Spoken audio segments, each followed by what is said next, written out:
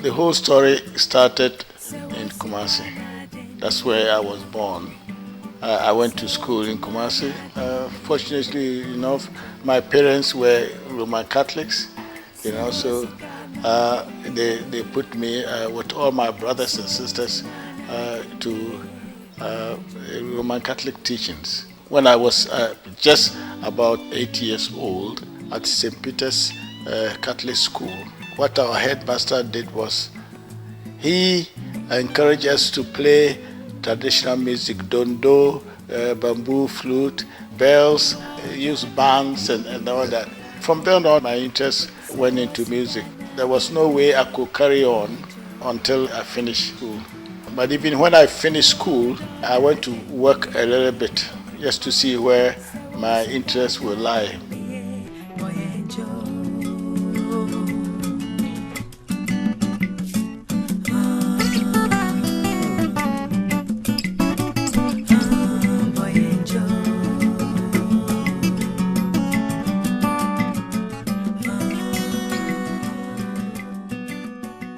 And started working as a draftsman, and after 2 years I was promoted to be a building inspector.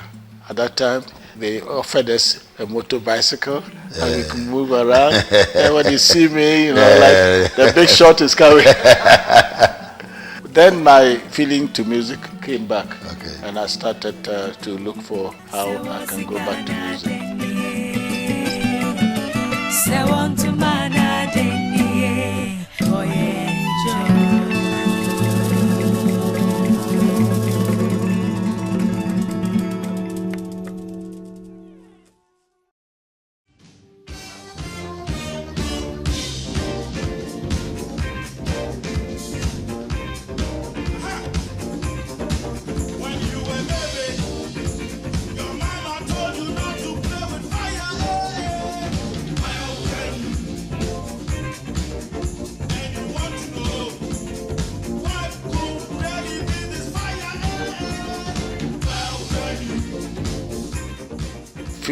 I bumped into a friend, so we started messing about, and later on I made a band, Comets, and we started recording. We got this guy, Oscar Mofori. He introduced us to a recording company. They came to Ghana. We drove all the way to Accra.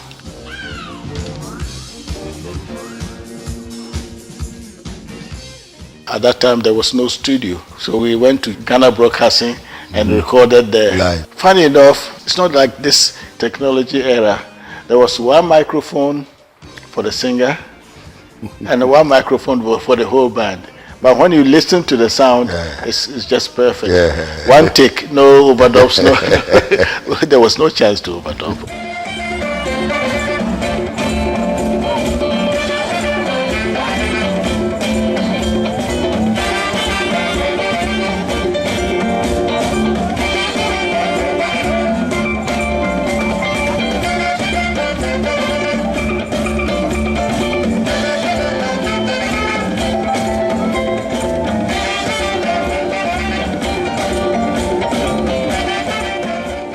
We did Pete Pete and got so good it became a big hit for the band. That gave us the chance to tour West Africa. We went to Nigeria several times. We did about 7 recordings. Most of them were big. We did something like Apatashi no good oh, Apatashi no good oh, no good oh, no good oh, Apatashi. Why can't we live together? Give this chance for peace. we should. Cause all we need is some understanding right now. Say it, right now. I want peace in the world right now. For every boy and girl, right now. Order. My thinking in music became more international. I was interested in jazz music as well as the traditional because my grandfather was the Osueja. So he used to take us to the Ahimfie and I would listen to the drumming and all that. So that's where my interest in drumming came as well.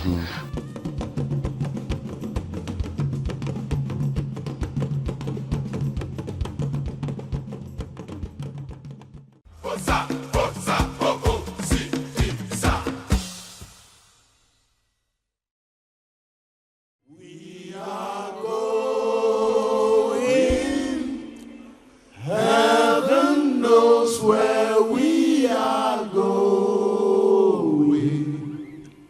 We know within. In 1962, I left for England. My first impression in England wasn't that good at all. I took a taxi and went to a friend of mine who I knew I was going to stay by. Because the flight was delayed, I got to his home and he's gone to work. So I knocked on the door and a white woman came in, said, "What do you want?" I said, "Oh, I just come from Africa." I was coming to him, he said, "He's not there." I said, "Can I wait?" He said, "No, you can't wait."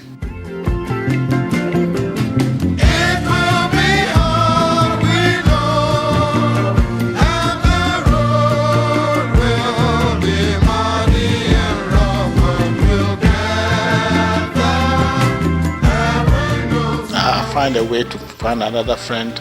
He worked in the night, so in the daytime he was there, and I got him. And he said, "Oh, you can stay here." Early in the morning, the landlady comes in to check the place up. So 5 o'clock, I have to get up, go and stay in the park until say about 11 o'clock, then I can come in. And this went for a while before I found myself a job. And when I found myself a job, I saved and bought my own saxophone.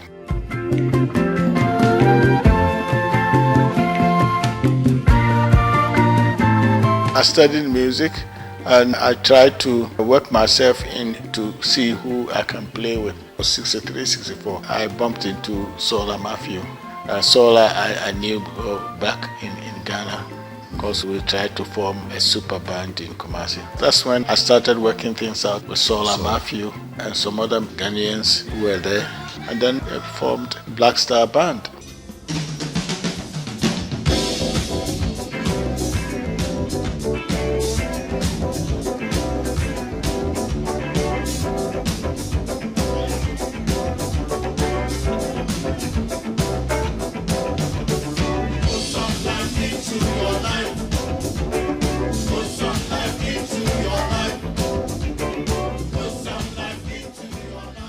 We started playing in all the nightclubs. So we started to be known a bit with the Casper. Then we had a contract in Tunisia for 3 months, and we did that for a while. Before our contract ends, that's when I got Mark to come and join us in North Africa. So in 1969-70, that's when I thought that we should do something with a difference, and also to project African image and African music. And this was also the idea and the thought of my partners, Sola Matthew and Mark Tonto.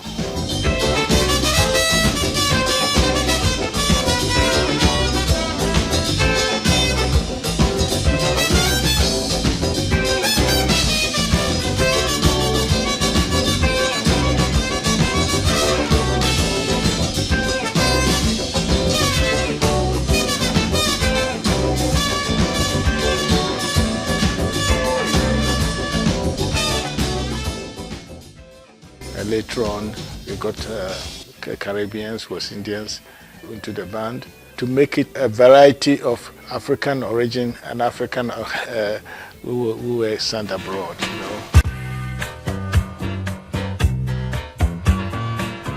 The word went around for musicians, and I just saw one advert from the newspapers that this musician is hungry and he's ready to work. And that was Spartacus era. Wow. Then when the Richardson, he was living in our area, something really brewing over there. So he came in, he listened to our rehearsal, and the next day he came again, and he stayed. And the next one was Robert Bailey, he played keyboards. Wendell was playing guitar and sing. So that started the formation. We were 6 then. Ah, okay. Yeah, we were 6 then. And Mark knew another musician, Lofty Lasisi Amao. Yeah. He was percussion player mostly and saxophone. He called him and he rushed to the studio with his sax, and we had our first recording. Unfortunately, the white guy who was producing us with his background lost his chance because his dad says he's wasting his money. So his money was withdrawn somehow. So it came to a time that I was the agent looking around, asking people for their help. But any time I tried to get an agent, they would say that, oh, with your type of music, it's super difficult to get you anywhere. Then we did a demo single, Black Ant, a mixture of instrumental and chanting. And a white guy, he was Indian and South African, heard it. They said, okay, we will publish it. We needed a publisher. For peace, we should, because all we need is some understanding right now. Say. We were using that Black Ant to see whether we get somewhere. Eventually, we were playing at a nightclub in North London.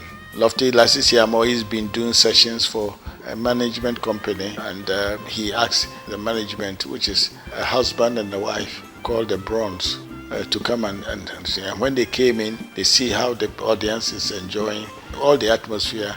The next day they said, okay, we'll manage you.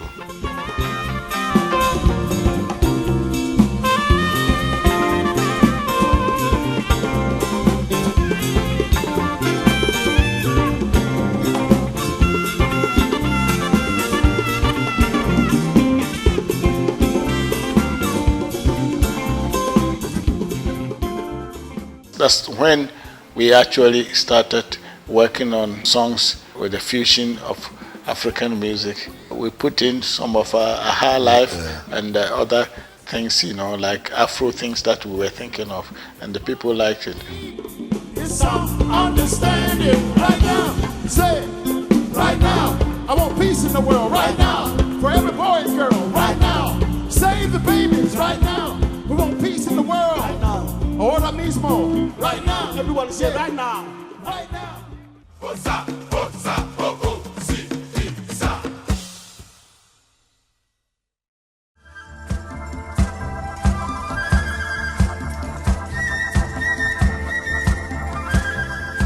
We went to the studio with a known, well-established producer, MCA. Boss came to London to see one of our shows, and he liked it. So instead of signing us for Britain alone, UK, he signed us worldwide.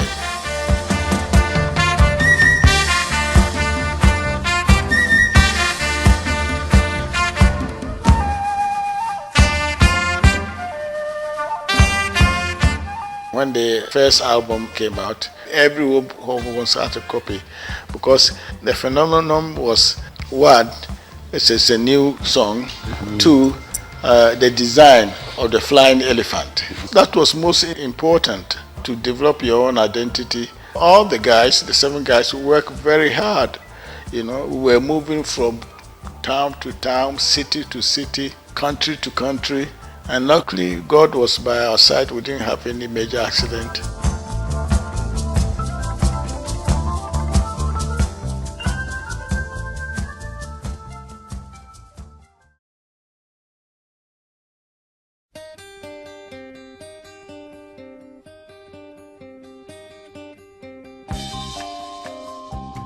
Three years after we made 3 albums, which is Osibisa, Wayaya, and Heads. Some of the members, especially Spartacus, left the band. We replaced with another Nigerian. From then on, the keyboard player chose to left, and Wendell too left. So at that time, most of the West Indians has left. The West Indians people were trying to make a point that why Africa, why we have West Indians. But at that time they weren't clever. You know, they weren't clever because West Indians is no West Indian. West Indians were Africans. Don't forget you are welcome home, welcome home. See, the main thing that probably we're talking about is how one can struggle hard with all things really hitting at you when you want to get somewhere, but we never faltered. All will be happy and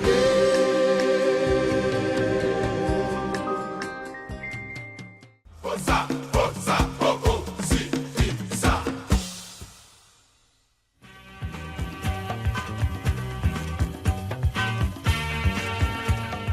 The future generations is just try to remember where you come from.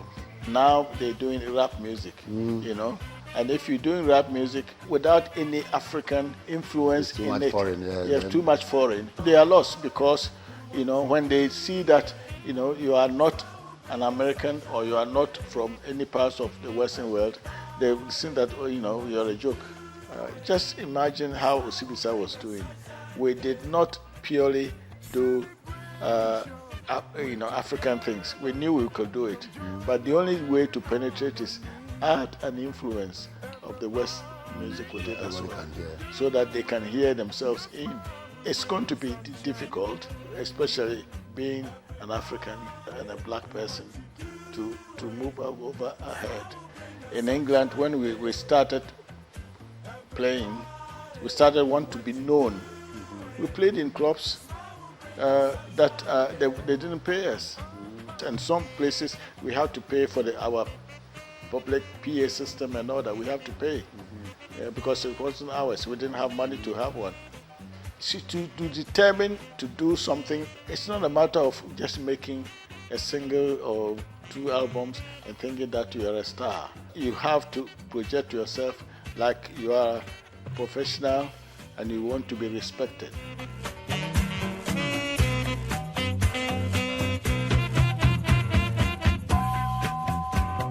Ghanaians have talent. We wrote a song, Where I Are, since when 1971, and it's still being played everywhere. We wrote Sunshine Day, 1976, and still being used for anything at all in the world. So that's the advice and the encouragement we want to give to young musicians. Write good songs. Choose something that you think or you work out to be that other people will enjoy, not what you think you do. But if you do something and people don't want it and you think it's great, it's not great. If you write a good song, the song can last, and you make some money out of it.